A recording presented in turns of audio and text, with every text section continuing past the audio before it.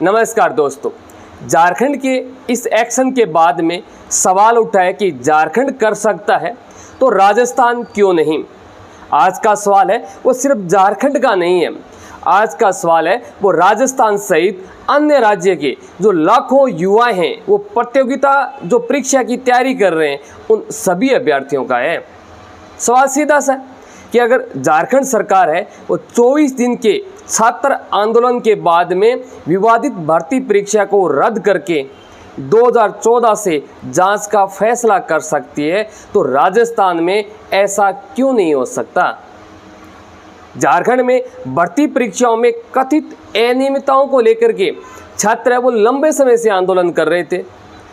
लगातार 24 दिनों तक आंदोलन चलने के बाद में 17 अगस्त को मुख्यमंत्री हेमंत सोरेन की अध्यक्षता में कैबिनेट बैठक में बड़ा फैसला लिया गया।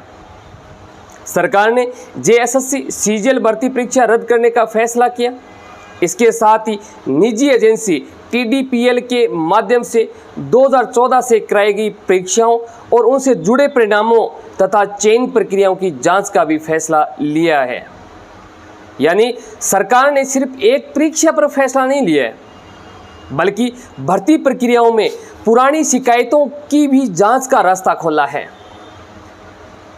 इसी वजह से आंदोलन कर रहे छात्रों को एक बड़ी जीत भी मानी जा रही है। यहीं से सवाल उठता है कि राजस्थान के युवाओं को कब ऐसा भरोसा मिलेगा कि अगर किसी भर्ती परीक्षा पर गंभीर सवाल उठते हैं तो सरकार है वो सिर्फ बयान नहीं देगी, बल्कि निर्णायक कार्रवाई भी करेगी। राजस्थान में भी भर्ती परीक्षाओं को लेकर के विवाद कोई नई बात नहीं है। सबसे चर्चित मामले की अगर हम चर्चा करें तो आरपीएससी की एसआई भर्ती परीक्षा 2021 का मामला है। 2026 में आरपीएससी ने एसआई भर्ती परीक्षा 2021 को रद्द कर दिया था और दोबारा परीक्षा कराने का कार्यक्रम तय किया। इससे एक बात तो साफ है कि राजस्थान में परीक्षा रद्द कराना कोई असंभव काम नहीं है, लेकिन असली सवाल ये है कि कार्यवाही कितनी व्यापक, कितनी तेज और कितनी पारदर्शी होनी चाहिए। छात्रों का दर्द समझना जरूरी है।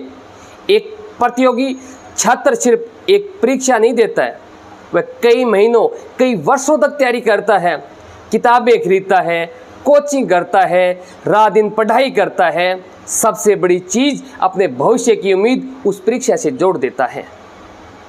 अब अगर परीक्षा में पेपर लीक होता है, नकल या किसी दूसरी गंभीर अनियमितता के आरोप लगते हैं, तो सबसे ज्यादा नुकसान उस छात्र का होता है जिसने ईमानदारी से तैयारी की होती है। इसलिए छात्रों की मांग को केवल राजनीतिक मुद्दा मान करके खारिज नहीं किया जाना चाहिए। लेकिन दूसरी तरफ एक और सवाल है, अगर परीक्षा रद्द होती है तो उन अभ्यर्थियों का क्या होगा जिन्होंने ईमानदारी से परीक्षा पास की है। यही झारखंड में एक सबसे बड़ा सवाल बनकर के सामने आया कि किसी भी परीक्षा को रद्द करना अंतिम समाधान नहीं है।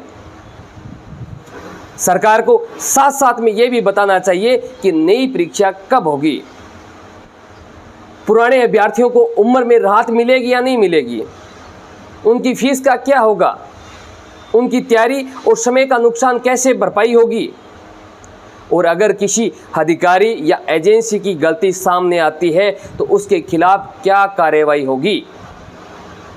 भर्ती प्रक्रिया में ऐसा सिस्टम बनाया जाए कि भविष्य में वही समस्या दोबारा पैदा ना हो। झारखंड सरकार ने परीक्षा रद्द करने के साथ ही परीक्षा सुधार के लिए एक समिति बनाने का भी फैसला किया है। राजस्थान में भी ऐसी व्यवस्था को लेकर के गंभीर चर्चा होनी चाहिए। क्या हर विवादित परीक्षा रद्द कर देनी चाहिए? नहीं, यह भी समझना जरूरी है कि सिर्फ आरोप लगाने से किसी परीक्षा को रद्द करना उचित नहीं होगा। लेकिन अगर जांच में गंभीर और व्यापक अनियमितता सामने आती है जिससे परीक्षाओं की निष्पक्षता पर भरोसा ही खत्म हो जाता है, तब सरकार को कठोर फैसले लेने में भी पीछे नहीं हटना चाहिए। क्योंकि भर्ती परीक्षाओं की सबसे बड़ी पूंजी होती है विश्वास। अगर छात्रों को ही परीक्षा प्रणाली पर भरोसा नहीं रहेगा तो पूरी व्यवस्था कमजोर हो जाएगी। असली मुद्दा राजनीति का नहीं है, युवाओं के भविष्य का है। इस पूरे मुद्दे को बीजेपी बनाम कांग्रेस, सरकार बनाम विपक्ष या किसी नेता की राजनीति तक सीमित नहीं करना है, ये भी ठीक नहीं होगा। आज राजस्थान का भी छात्र पूछ रहा है कि मेहनत हमारी है, फीस हमारी है, समय हमारा है, तो भर्ती प्रक्रिया में पारदर्शिता की जिम्मेदारी किसकी है? जवाब है सरकार और संबंधित भर्ती संस्थाओं की है। और अगर कहीं गंभीर गड़बड़ी होती है तो जवाबदेही भी तय होनी चाहिए। अगर झारखंड सरकार छात्रों के लंबे आंदोलन के बाद में परीक्षा रद्द करके पुराने मामलों की भी जांच का फैसला कर सकती है, तो राजस्थान में भी सरकार को कम से कम ये बताना चाहिए कि भर्ती परीक्षाओं में गंभीर शिकायतें आने पर जांच की स्पष्ट और समयबद्ध व्यवस्था क्या है, दोष साबित होने पर कार्रवाई की समय सीमा क्या है, सबसे महत्वपूर्ण ईमानदार अभ्यर्थियों के भविष्य की सुरक्षा कैसे होगी। क्योंकि छात्र आंदोलन किसी सरकार की हार या जीत का विषय नहीं होना चाहिए, ये युवाओं के भविष्य का विषय होना चाहिए। झारखंड का फैसला एक उदाहरण जरूर बन सकता है, लेकिन इसे आंख बंद करके हर राज्य पर लागू करने की भी बात ठीक नहीं होनी चाहिए। हर परीक्षा और हर मामले की जांच उसके अपने तथ्यों के आधार पर होनी चाहिए, लेकिन एक सिद्धांत बिल्कुल स्पष्ट होना चाहिए कि जहां भर्ती प्रक्रियाओं की निष्पक्षता पर गंभीर सवाल उठे हैं, वहां सरकार को पारदर्शी जांच करनी चाहिए, दोषियों पर कठोर कार्रवाई करनी चाहिए, और अगर परीक्षा दोबारा कराने की जरूरत पड़े तो ईमानदार अभ्यर्थियों के हितों को भी पूरी सुरक्षा होनी चाहिए। इसलिए आज का सवाल वो सिर्फ इतना ही नहीं है कि झारखंड कर सकता है, राजस्थान क्यों नहीं, बल्कि बड़ा सवाल ये है कि राजस्थान भी अपने युवाओं का भरोसा जीतने के लिए भर्ती व्यवस्था में उतने ही मजबूत और पारदर्शी फैसले लेने की जरूरत है।